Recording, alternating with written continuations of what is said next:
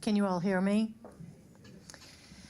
I was born in 1954, 3 weeks before the United States handed down Brown versus Board of Education, which said you have to integrate your schools, and that separate but equal or it's not equal at all.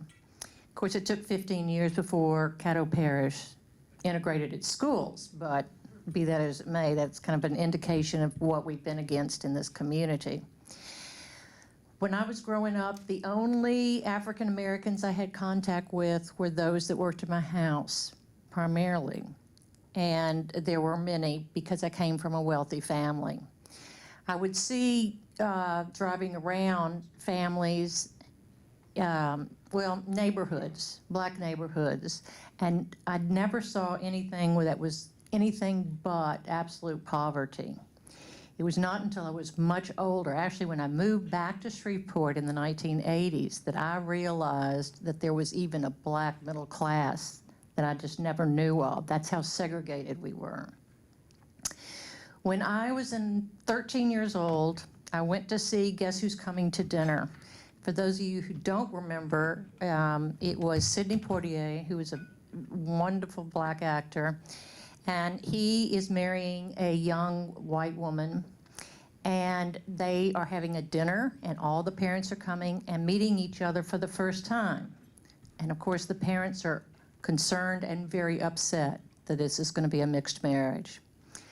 Now, for me, even having a black man and a white woman together was an incredible sight to see. Seeing a black man who was a doctor and educated and well-dressed and everything else was a new experience for me. This is how isolated I had been. But I remember thinking it was a beautiful, beautiful thought to think that blacks and whites could be together this way.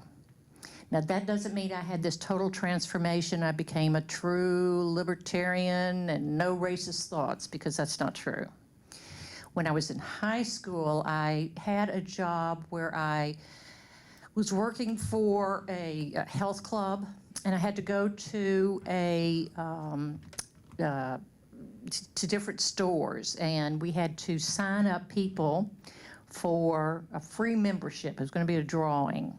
So people were aware that they could just sign the thing and their name would be drawn later. And I was told that if any black people were to sign it, then after they leave, I'd turn it over and put an X and then put it in the box. That way we know those people are not going to get the membership. And it was then that I realized, oh, that's how the system works. Another experience for me was when I was in high school. Now, when I started Captain Shreve High School, in the middle of the school year is when they integrated, and I was a sophomore. So, of course, my parents took me out and put me in First Baptist High School, which was one of the newly overnight schools that were formed to fight integration. In that classroom, we had, it was my religion class, and we had a big argument with particularly one boy who was standing up and just saying ugly, horrible things about black people. And finally he said, we should just put them on a ship and send them all back to Africa.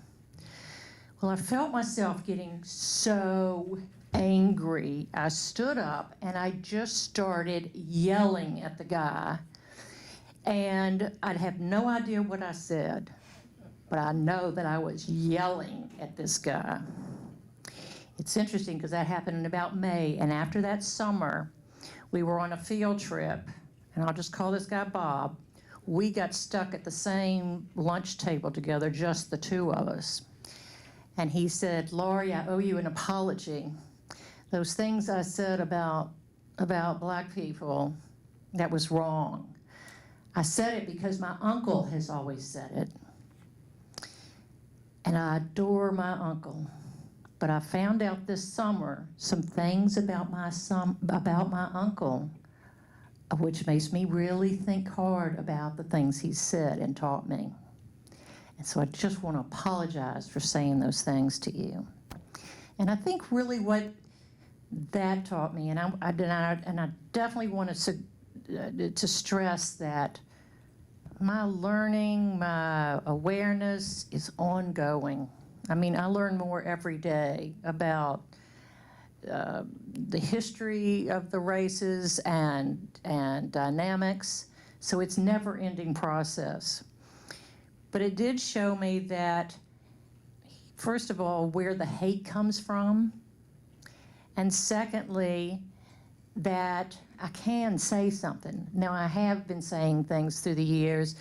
I try not to yell about them like I did then, but that our voices do matter, and you can make a difference in people's thinking. It's just like for myself, it's the little seeds along the way that made the difference. It's not one giant event. Thank you.